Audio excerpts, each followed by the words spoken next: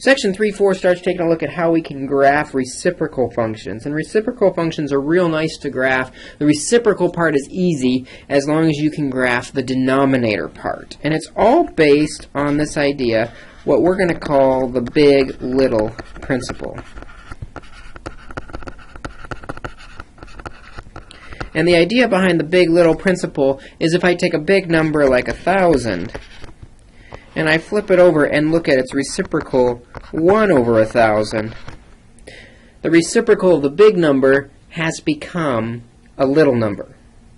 Similarly, if I took maybe 1 over 1,000,000, a really little number, if I flip over a really little number, I get 1,000,000.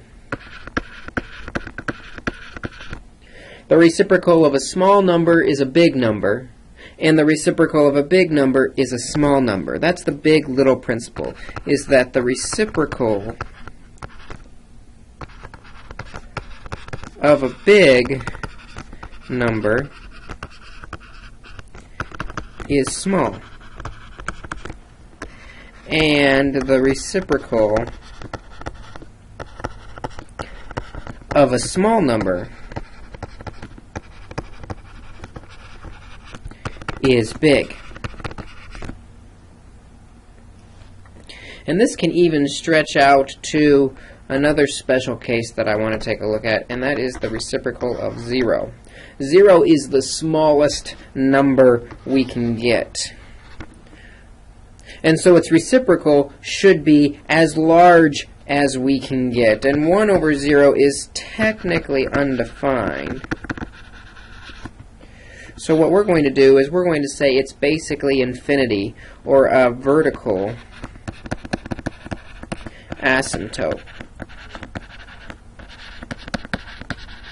So if you see a vertical asymptote or a 0, they're actually going to be reciprocals of each other. So anytime we see an asymptote, the reciprocal of that asymptote is going to be 0. The only other big thing we want to know about reciprocals in this big-little principle is reciprocals of negatives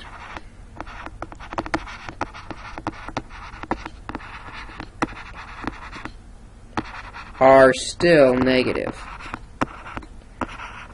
Reciprocals of positive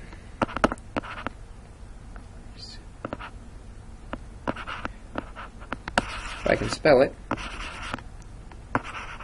reciprocal of positives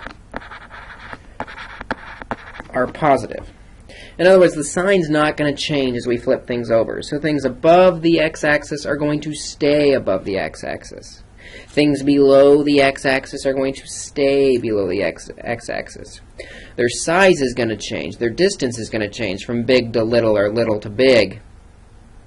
But reciprocals will keep the same sign. And what this basically means is if we are able to at least graph the denominator, we can use the reciprocal to graph, or the big-little principle, to graph the functions. Let's write that down. We're going to graph the denominator.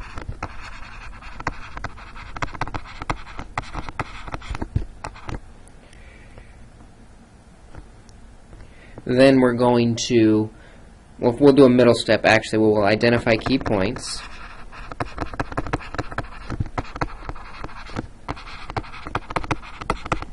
And with these key points, the x values are going to stay the same. It's the y values that we take the reciprocal of, 1 over the y value. And then we will use the big-little principle to fill in the rest of the information. So for example, if we wanted to graph f of x equals 1 over x plus 3, we did graph this back in Unit 2 using our translation rules and moving graphs around. But we can also graph it as a reciprocal of simply the x plus 3 function. And it's probably a little quicker.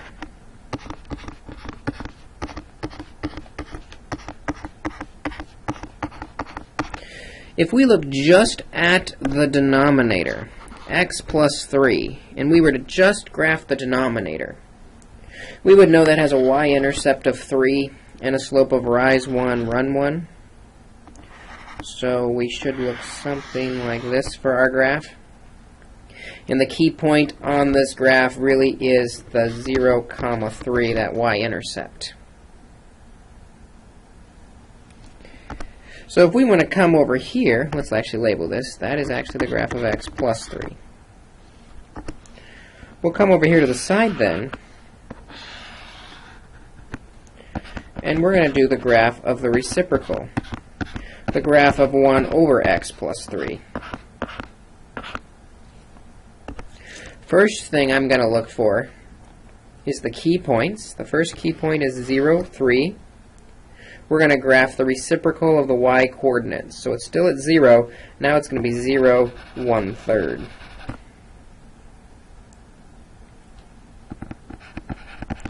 0, 1/3, the reciprocal of the y coordinate.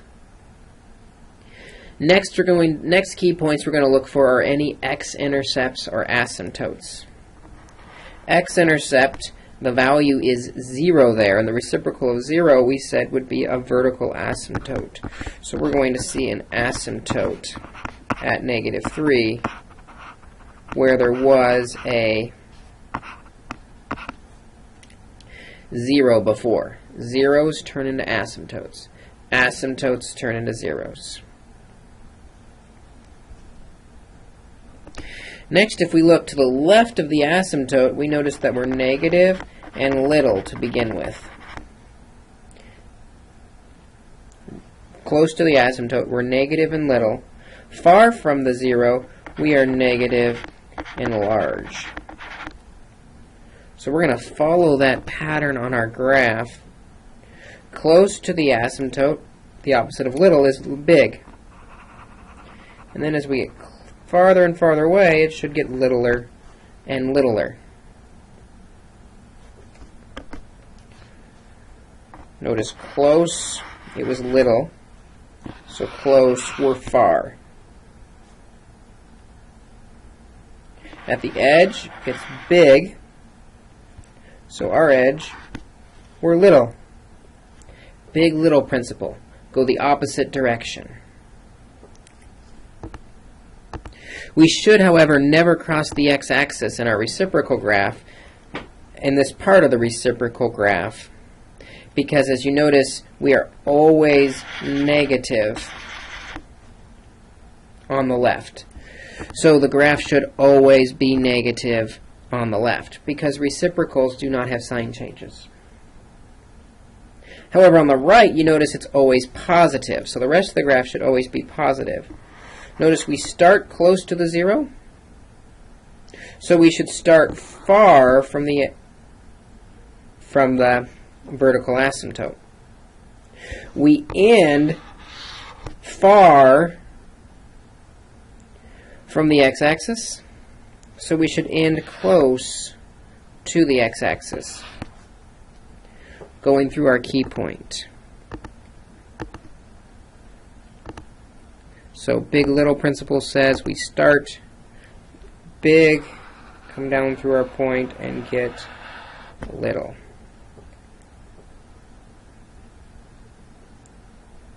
And this is going to now be the graph of our reciprocal function, 1 over x plus 3. Big becomes little, little becomes big. Some people like to graph these on top of each other rather than doing two graphs to help them see the big little principle play out. And if we do that, again, you'll see, I'm going to do pink for the reciprocal. We'd put an asymptote through the 0. 0, 3 would become 0, 1/3. And then where the graph is negative and large, we start negative and small and come in.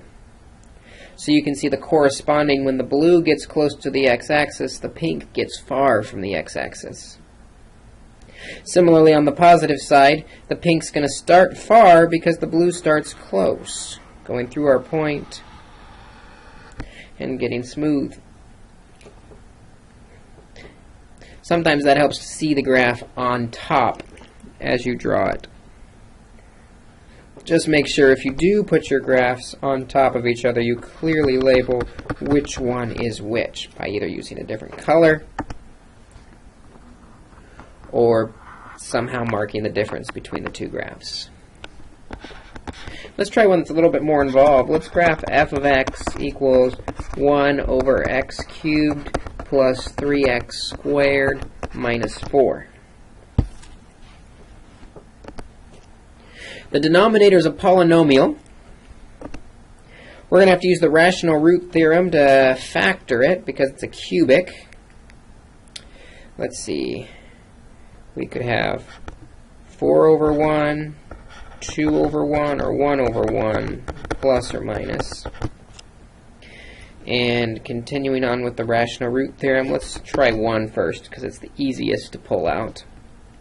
1x cubed, 3x squared. Notice we're missing the 0x. And a negative 4. 1 comes down. 1 times 1 is 1. 3 and 1 is 4. Times 1 is 4. 0 and 1 is 4. Times 1 is 4. And 0. Hey, that did come out nicely. So we know we have a factor of x minus 1. What's left then is 1x squared plus 4x plus 4, and you should recognize that that is x plus 2 times x plus 2, or better said, x plus 2 squared. So fully factored using the rational root theorem to help us. So let's get rid of all this work here, just so that I have space to start making my graph. Remember, we are going to graph the denominator first, or the factored form that we just found, because it's going to be easiest. So just graphing the denominator over here.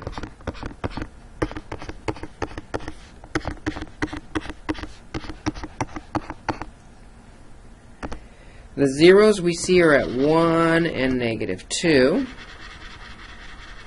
If we plug 0 in for x, we find we have a y-intercept of negative 4. The negative 2 one was squared, so it's going to bounce at that one. So it's going to come in from the bottom left, bounce, go through, and up. That's our denominator. That's our x cubed plus 3x squared minus 4. Or if you prefer the factored form, x minus 1 times x plus 2 squared.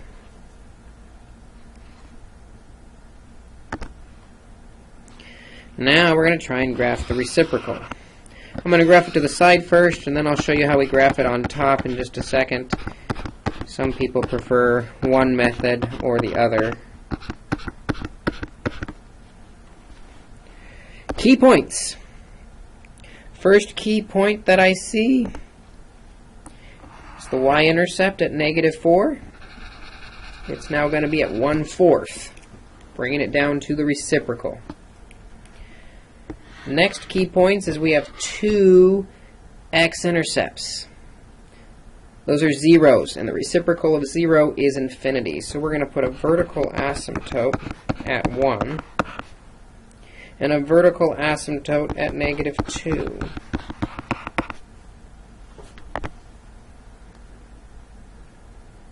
So now we've essentially split the graph into 2 parts. I'll even just do it both at the same time. Actually, let's do both graphs at the same time. Vertical asymptotes through the zeros. I don't know what's going on here. There we go. Maybe even delete that. The 4 became a 1/4. So we split the graph into 3 parts, the left, the middle, and the right. We're going to graph our reciprocal in the same way in 3 parts, the left, the middle, and the right. On the left side, notice we start next to infinity and go down to 0. All negative, all below the x-axis. So we're going to do the exact opposite, is we're going to start next to 0 and go to infinity, all negative. Seeing that on top of the graph, infinity starts next to 0 and goes to infinity, goes the opposite direction. Now in the middle, this is interesting. In the middle, it starts next to 0, goes to the key point, and goes back to 0. All negative. So we're going to do the opposite. We're going to go infinity to the key point to infinity.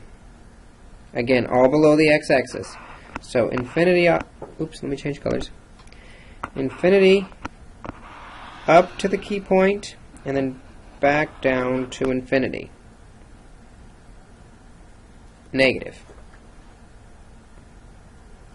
Seeing it on top of the graph, the 0 becomes a negative infinity, up to the key point, and back down the opposite direction.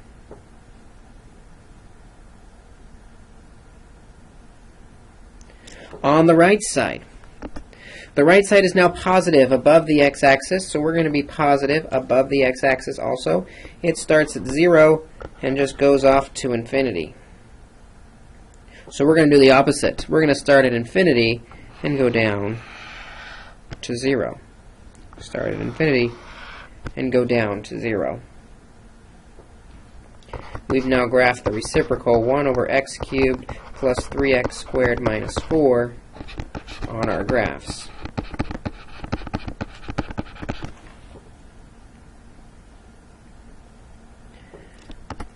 By identifying these key points of the denominator, we can generate the reciprocal function quite nicely, using the big little principle, doing the opposite of what the graph does.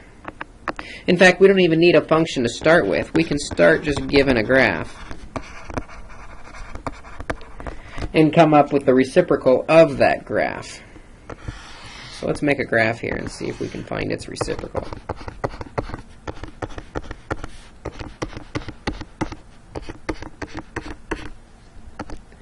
Let's see. Let's do some key points at 0, 2. We'll do an x-intercept here at -1. We're also going to do a key point here at 3, 1.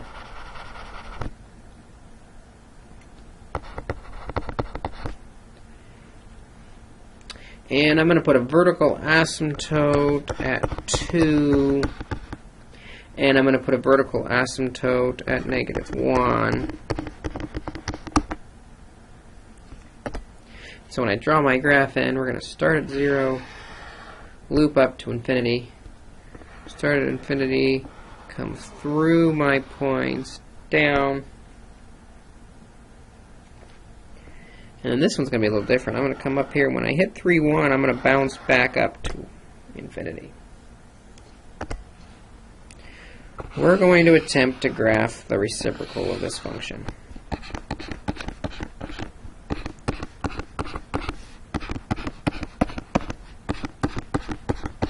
And we should see the reciprocal of every key point work its way into this function. So there's really 5 key things in this graph we need to look at. First, the 3 points. The 0, 2 is going to become 0, 1/2, the reciprocal.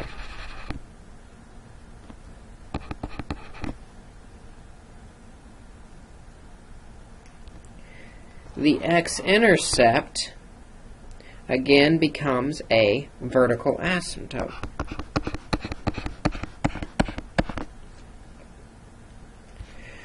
Three, 1 is going to become 3, the reciprocal of 1. Well, the reciprocal of 1 is 1 over 1, so we actually still have the point 3, 1 on this graph.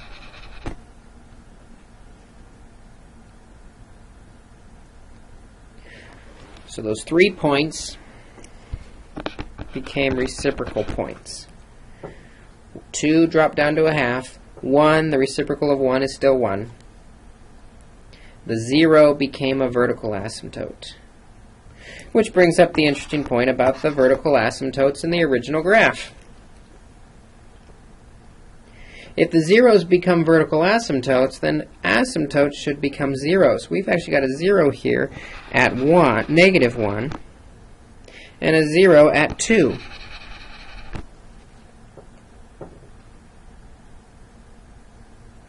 Now we're ready to connect the dots using the big little principle. On the left side of this asymptote, we go from 0 to infinity, which means our graph should do the same thing, but in reverse, go from infinity down to 0. And notice we do that going down to our point. Actually, I should probably put some curve to it, because after that 0, we're still positive, and we go from infinity down to 0,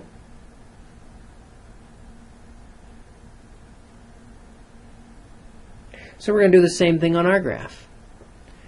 We're going to loop up and go from 0 to infinity. Well, infinity is a vertical asymptote.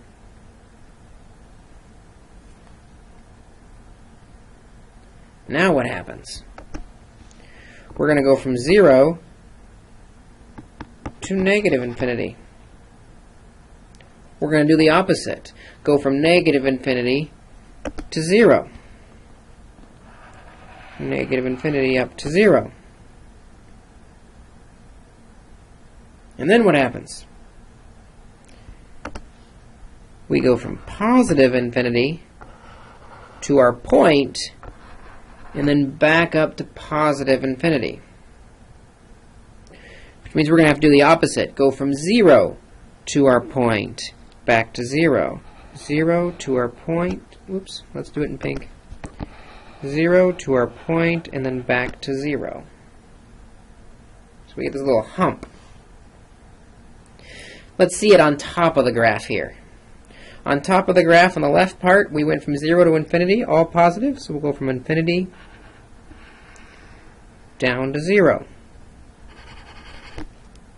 Then we go from infinity through the y-intercept at 1/2 up to a vertical asymptote.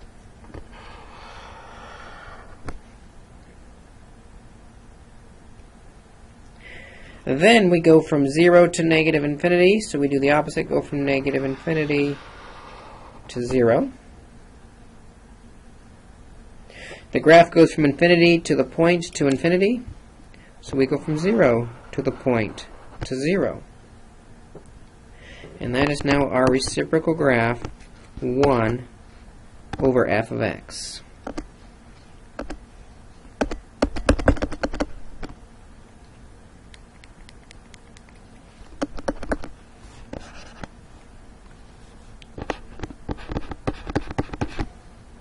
In pink, 1 over f of x. So this is kind of the idea of working with a reciprocal function. Find our key points. We're especially interested in zeros and asymptotes. Then our graph should do the opposite. If we go from infinity to 0, go from 0 to infinity. Flip it over. Big little principle. Zeros become asymptotes. Asymptotes become 0. Take a look at the homework assignment. Practice these. It's a little awkward at first, but once you get the pattern to it, you'll be able to graph these reciprocals quite quickly, which will get us all set up and ready for graphing full rational functions tomorrow. We'll see you then.